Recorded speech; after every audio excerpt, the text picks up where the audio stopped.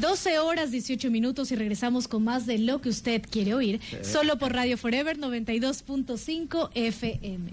Iniciamos nuestro segmento de Salud Omni y gracias al Omni Hospital tenemos en este momento aquí en cabina al doctor Saúl Ochoa, quien es neurocirujano, porque con él vamos a conversar acerca de la enfermedad del Parkinson, cuáles son sus síntomas, sus causas y sobre todo cómo podemos tratarla a tiempo. Bienvenido, doctor, es un gusto para nosotras compartir con usted. Gracias por la invitación y agradezco también al OMNI por darnos esta oportunidad de conversar sobre un tema, aunque parece raro, pero es muy frecuente actualmente. Así como lo menciona, doctor. Justamente el día de ayer, 11 de abril, conmemoramos el Día Mundial del Parkinson y sobre todo esta efeméride cumple con el objetivo de concienciar a la población acerca de lo que es esta enfermedad neurodegenerativa y cómo afecta a millones de personas en el mundo. El Día Mundial de Parkinson se celebra los días 11 de abril de todos los años y hay que recordar que se debe al aniversario de nacimiento del doctor James Parkinson, que fue un neurólogo que describió por primera vez esta enfermedad hace más de 150 años. Ya, vamos entrando al tema.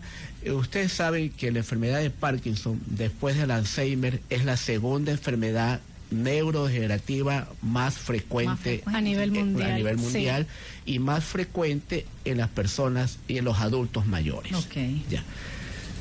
¿De qué se trata la enfermedad de Parkinson?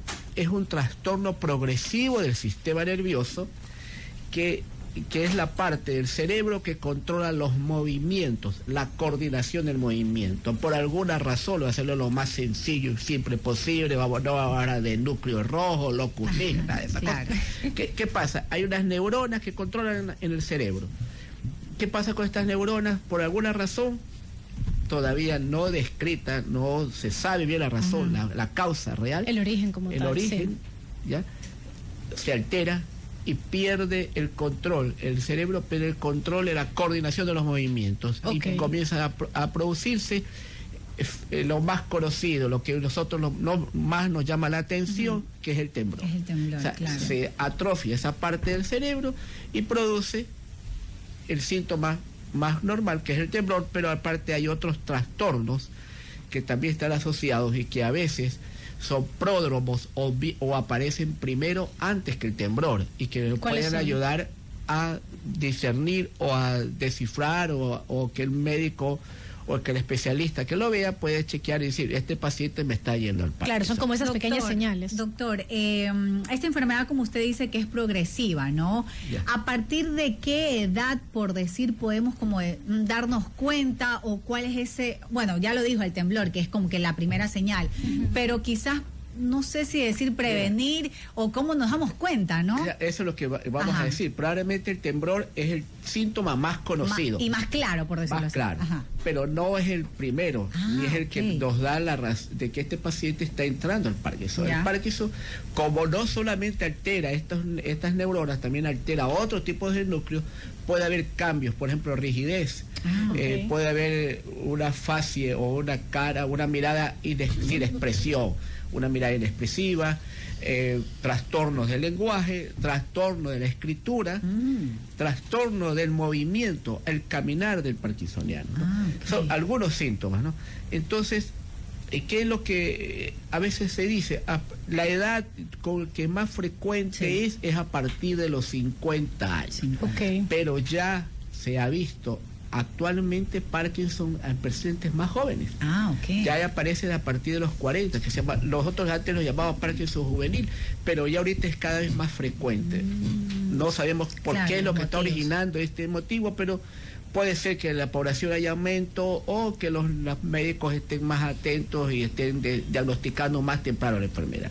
Ya, pero vamos a ver que el Parkinson también hay una mala noticia, tampoco tiene cura. Así es. Es una enfermedad progresiva.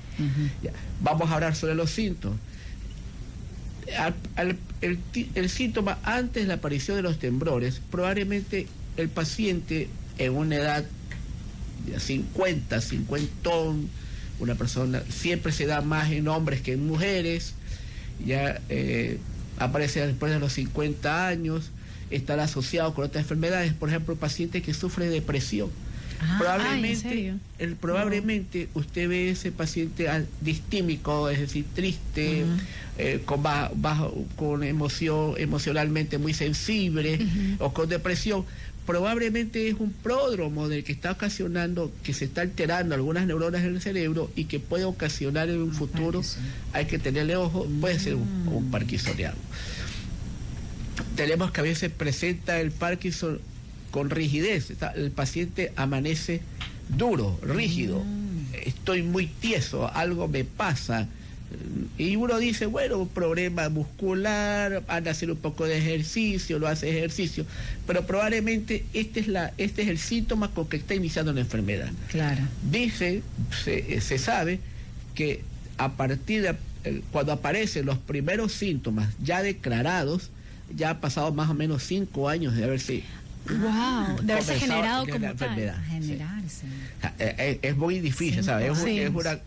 Y por eso la Organización Mundial de la Salud, en otros países, por ejemplo, países europeos, que el Parkinson es mucho más frecuente, se está originando esta concientización, porque de verdad que muchos médicos no estamos preparados, yo te lo digo, a veces uno no está preparado para diagnosticar tempranamente. Exacto.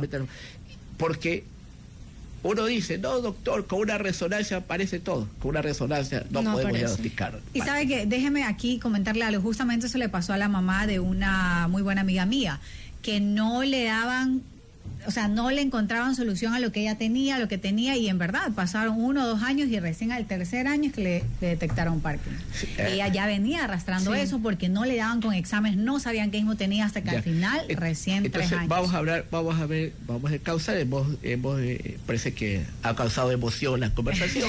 Entonces, vamos a ver los síntomas, ¿no? ¿Qué tenemos primero? Temblores. El más conocido, los temblores. Temblores que son sacudidas rítmicas, sacudidas al hacer un esfuerzo, comienzo a temblar. Más o menos. Y estos temblores, doctor, disculpe que lo interrumpan, también podrían surgir a partir de esos tics que tiene la persona, por ejemplo, constantemente moviendo los dedos, moviendo las piernas, entre otras extremidades. Claro, mira. Hay muchos tipos de temblores. Enfermedades, parte del Parkinson es un tipo de temblor. Síndromes extrapiramidales. Hay el temblor esencial, los movimientos distónicos. Por eso que tienes que saber que el paciente que está diagnosticado, que sospecha de una enfermedad, tiene que ir al especialista. Y el especialista, a base de la clínica, en la enfermedad de Parkinson, las enfermedades extrapiramidales, como temblores, como distonías, como mioclonías, que son problemas, fasciculaciones musculares, es un diagnóstico clínico, porque probablemente tengamos estudios de imágenes normales, estudios de laboratorio normales, y a lo mejor estudios neurofisiológicos también normales. Ese es un reto todavía para la medicina tradicional, para la medicina antigua. Diagnosticar semiológicamente con el estudio clínico, con la evaluación del paciente, con tocarlo, sentirlo, es para poder diagnosticar un Parkinson. Claro. Entonces tenemos primero los temblores, ¿no? Los temblores.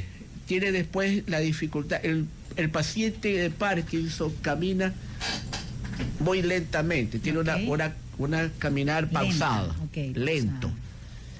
Por su espasticidad y porque trata de controlar el temblor, porque también las piernas tiemblan, hay movimientos que tú no los ves, no los precisas, pero el paciente siente y tiene que caminar lento, un movimiento lento, movimientos igual, todo tiene que ser muy, el paciente trata de agarrar las cosas, todos sus movimientos son muy lentos.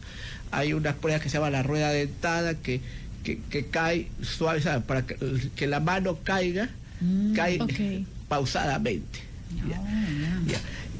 También lo que le dije, la espasticidad. ¿Qué es la espasticidad? Que se pone rígido. Usted lo ve, el paciente es rígido, lo toca, tiene como los músculos de tono aumentado. Ya. Por esa razón tú ves a los pacientes que comienzan a torcerse, ves la postura de ellos, comienza a haber cambios en el labra, por contracturas musculares pequeñas, el labra poco a poco se va deteriorando, más lento, cambios en la escritura, es muy conocido la escritura, la microescritura, o sea, escribe pequeño. Mira, o sea, cambia la firma. Detalles. O sea, el paciente cambia su escritura, cambia la firma, a veces no puede escribir. Ya.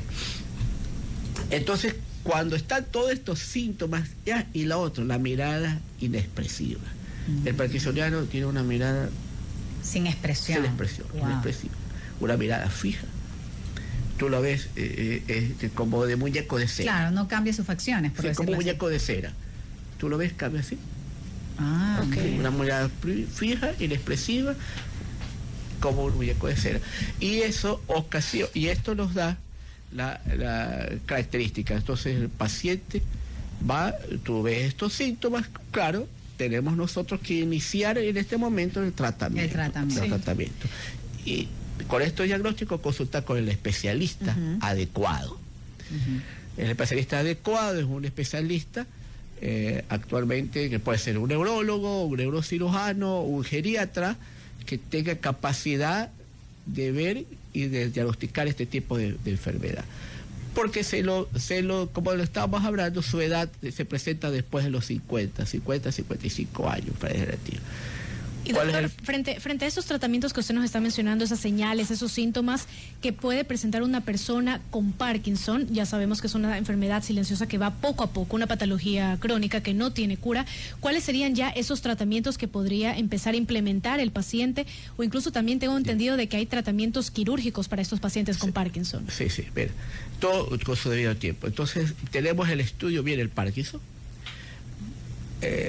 para decirle, igual para explicarle, dice la causa. A veces el tratamiento, eliminando la causa, tú eliminas la enfermedad. Ya, eso es casi, ojalá que fueran todas las enfermedades así. Ya, tú descubres la causa, esta es la causa, eliminas la causa. Por ejemplo, el COVID, la vacuna eliminó la causa y se acabó la enfermedad. Claro, pero en el Parkinson no sabemos exactamente cuál es la causa. Los genes, los problemas ambientales, la sociedad, el desarrollo, no sabemos. O sea, le echamos la culpa a un montón de cosas. Ya. Pero sabemos que existe el deterioro. Entonces viene el tratamiento. El tratamiento, entonces, ¿a qué va? Solamente sintomático, es decir, a tratar la enfermedad, como se sabe que el Parkinson es un trastorno de la dopamina, entonces se comenzó primero se da medicamentos que ayudan, que son inhibidores que producen que la dopamina se produzca más en el cerebro para controlar los movimientos. Pero ¿qué sucede con esto? Que también el abuso de esta medicación hace que se consuma más esta medicación, ¿ya? Los dopaminérgicos se consuman más en el cuerpo y el paciente tenga que usar más droga, más medicación. Claro, se vuelve inmune ya al medicamento que consume. Ya. Tenemos que es una enfermedad degenerativa, es decir, avanza en el tiempo. Claro, exacto. Avanza en el tiempo. Comenzamos con una medicación, por ejemplo, los dopaminérgicos, el más conocido, usamos el Cinemed, que es el más conocido, lo usamos. Cuando pasan 4 años estamos usando 3, 4 o 5 veces la dosis inicial. Wow. Ya, porque se desgasta, ¿sabes? Es un gasto. Igual el cerebro, ya esa cantidad, ya no le da solución al tratamiento. Tiene que seguir aumentando. Igualmente causa también efectos colaterales la medicación, por supuesto, como rigidez. Entonces hay que dar otros medicamentos que nos ayuden al tono muscular. Habrá que dar otros medicamentos para aliviar el caminar, aliviar su rigidez, etcétera. Y tenemos un problema a veces multimedicado, el paciente también se me deprime y tengo que usar antidepresivos también. Y así se va aumentando la carga de medicinas en el paciente. Y esto nos ocasiona un paciente difícil de tratar. Y entonces también existe, ya hace muchos años, desde los años 50, ciertos pacientes se operan.